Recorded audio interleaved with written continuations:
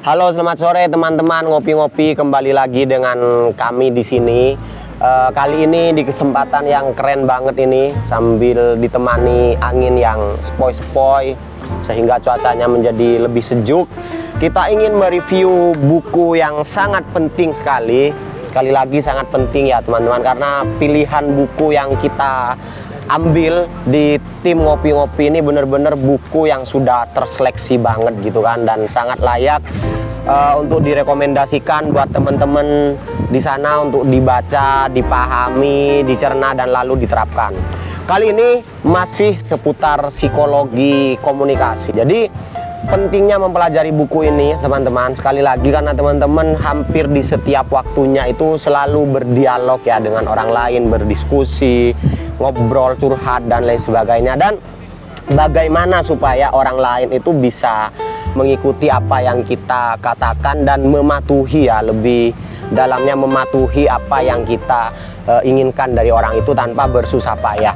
Kita masuk pada buku yang sangat penting ini teman-teman. Buku ini berjudul, kalau aslinya itu Dynamic Persuasion.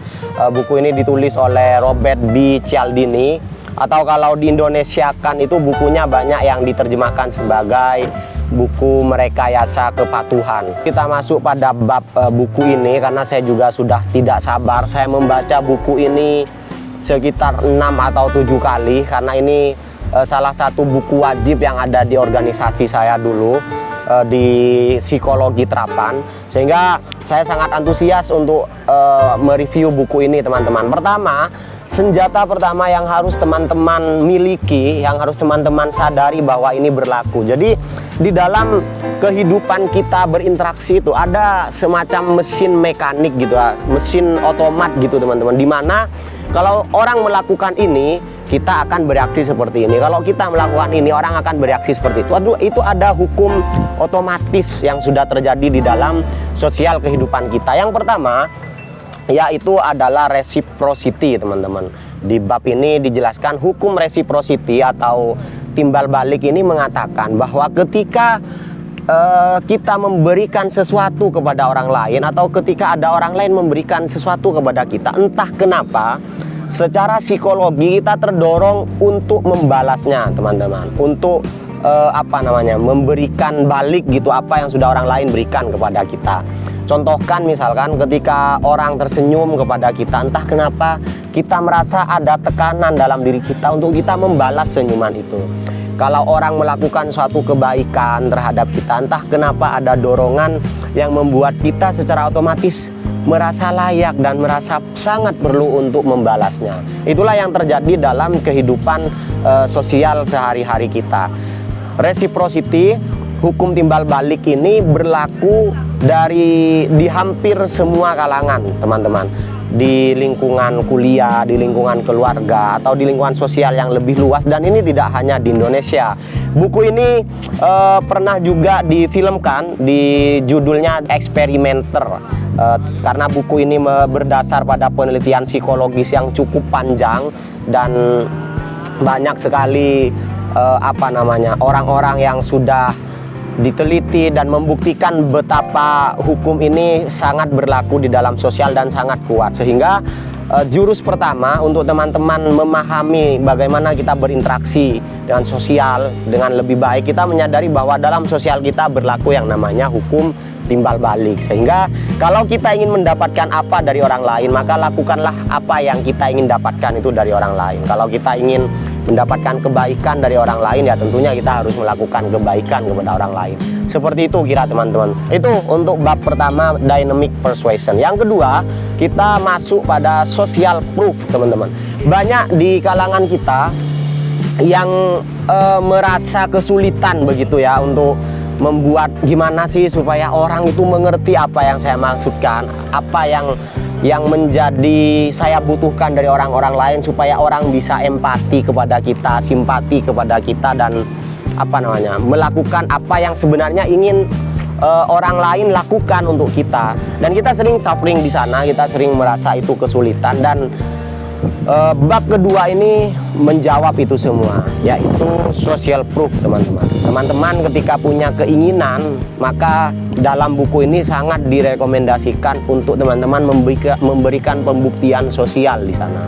Memberikan pembuktian bahwa teman-teman memang sangat membutuhkan itu. Memang teman-teman memang lagi sangat membutuhkan orang lain untuk melakukan sesuatu kepada teman-teman, dan itu tidak boleh artinya teman-teman hanya pendam gitu saja atau misalkan sekedar renungkan dan lain sebagainya. Teman-teman harus menunjukkan itu kepada sosial bahwa memang kondisi sosial kita itu menginginkan gitu. Sosial tahu bahwa kita menginginkan sesuatu, sangat menginginkan sesuatu. Sehingga itulah bab kedua dari dynamic persuasion. Kita harus membuktikan kepada sosial apa yang benar-benar kita inginkan. Begitu teman-teman. Yang selanjutnya kita masuk kepada bab ketiga adalah komitmen dan konsistensi. Di dalam buku ini dijelaskan supaya kita lebih mudah membuat orang lain melakukan apapun yang kita inginkan, atau bahasa bukunya itu patuh kepada kita, maka kita hanya butuh untuk mendapatkan komitmen dari mereka. Nah, dalam hukum komitmen and konsistensi ini mengatakan orang yang sudah menyatakan komitmen kepada kita, dalam bawah sadarnya mereka cenderung terdorong untuk secara konsisten menepati apa yang sudah mereka buat komitmen kepada kita. Contohnya, misalkan kita ingin mengajak teman kita untuk nonton konser misalkan, atau ikut kerja bakti misalkan, maka hal pertama yang harus teman-teman lakukan, dapatkan komitmennya dulu. Misalkan saya ajak nonton konser, mau nggak sih, suka apa nggak sih? Dan ketika teman kita itu sudah mengatakan iya, suka, itu sebenarnya itu adalah kunci ya untuk masuk pada konsistensi. Ketika kita sudah mendapatkan iya dari teman kita dalam satu hal, maka secara personal teman kita itu akan terdorong, atau kita akan terdorong untuk secara konsisten melakukan apa yang sudah kita jadikan komitmen tadi. Sehingga kalau dalam bahasa yang lain, kalau untuk bisa membuat orang itu melakukan apa yang kita inginkan, maka dapatkan iyanya secara perlahan-lahan, dapatkan banyak sekali iyanya, maka orang akan melakukan apa yang kita inginkan. Yang selanjutnya di bab keempat yaitu kelangkaan, teman-teman. Kelangkaan ini, hukum kelangkaan ini mengatakan bahwa jika sesuatu itu sulit didapatkan atau keberadaannya tidak melimpah, bahasanya tidak bisa ditemukan dalam banyak tempat, atau ketika sesuatu ini langka, maka sesuatu itu pasti berharga. Di dalam psikologi sosial, bahkan dalam masyarakat kita berlaku bahwa sesuatu yang langka itu pasti sangat berharga. Maka ketika kita mendapatkan sesuatu yang langka, entah kenapa kita merasa bahwa kita itu adalah orang yang berharga juga, begitu. Sehingga banyak sekali ini akhirnya dimainkan ya, dimanipulasi kepada produk-produk. Seperti misalkan kita sering lihat di TV ataupun di YouTube ataupun di majalah bahwa jam tertentu, jam merek tertentu dengan eksklusivitas yang tinggi itu hanya dicetak misalkan, atau hanya diproduksi 100 di seluruh dunia, 100 biji di seluruh dunia, atau ada mobil-mobil sport tertentu yang hanya diproduksi 4 di seluruh dunia, sehingga orang berlomba-lomba untuk mendapatkan apa yang menjadi langka itu. Oleh karena menurut hukum dalam buku Dinamika Persuasi ini, langka itu berharga, langka itu sangat istimewa.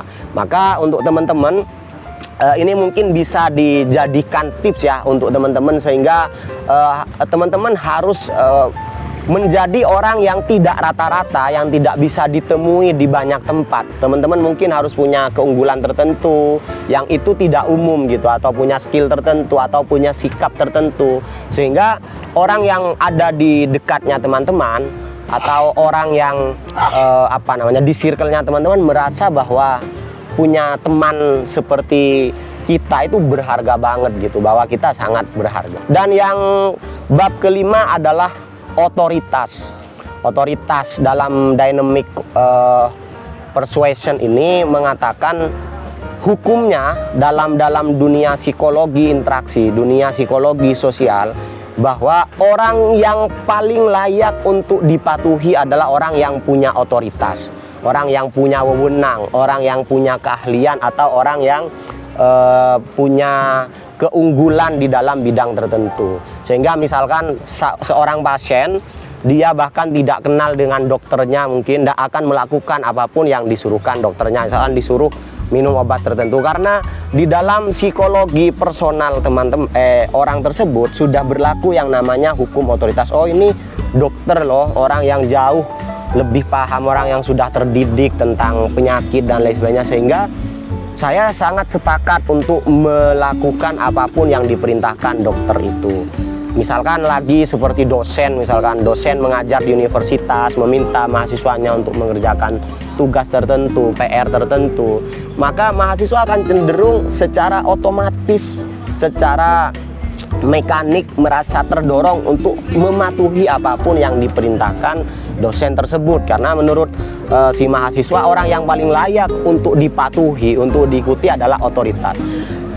Menariknya teman-teman, otoritas ini bisa dimanipulasi teman-teman. Otoritas ini sangat dapat dimanipulasi, sehingga kita ketika memahami ilmu ini, kita tidak perlu menempuh pendidikan selama bertahun-tahun untuk akhirnya bisa mengesankan bahwa kita punya otoritas tertentu begitu. Dan tips untuk bisa menciptakan otoritas ini akan kita bahas lebih lanjut di segmen yang lain teman-teman, karena sangat banyak, kita bahas secara umum dulu. Selanjutnya masuk pada bab yang paling disukai ya dalam buku ini. Banyak teman-teman saya sangat menyukai bab ini, yaitu liking teman-teman, atau faktor kesukaan. Di bab ini mengatakan bahwa kalau kita itu menyukai sesuatu, maka kita cenderung akan melakukan apapun untuk sesuatu yang kita sukai ini. Dan lebih daripada itu, kita bahkan akan meniru dari apa yang kita sukai ini. Contohnya misalkan seperti let's say kita suka pada aktor tertentu, misalkan kepada penyanyi tertentu, maka kalau misalkan si penyanyi itu konser misalkan dan menjual tiketnya di sana, entah kenapa kita secara otomatis akan mau membeli tiketnya. Tidak hanya itu, kita akan mau nonton konsernya selama berjam-jam, bahkan berdiri mungkin dan lain sebagainya. Dan lebih daripada itu, kita akan cenderung meniru teman-teman. Sehingga misalkan aktor yang kita sukai ini suka lari misalkan, suka olahraga, nge-gym dan lain sebagainya, maka kita cenderung akan pengen gitu untuk meniru aktor yang kita suka ini. Atau misalkan suka dengan perhiasan tertentu, kaos tertentu, misalkan pakaian tertentu, maka kita akan cenderung ingin menirukan orang yang kita sukai, sesuatu yang kita sukai ini. Sehingga di dalam buku ini, kalau kita berhasil mendapatkan liking dari orang, mendapatkan kesukaan dari orang lain, maka kita akan tidak perlu repot-repot untuk membuat orang lain patuh kepada kita. Ketika malah sebaliknya, ketika kita tidak berhasil mendapatkan liking dari orang lain, maka kita akan nge-force diri kita terlalu sulit ya, seakan-akan membuat orang lain patuh kepada kita ini begitu kesulitan.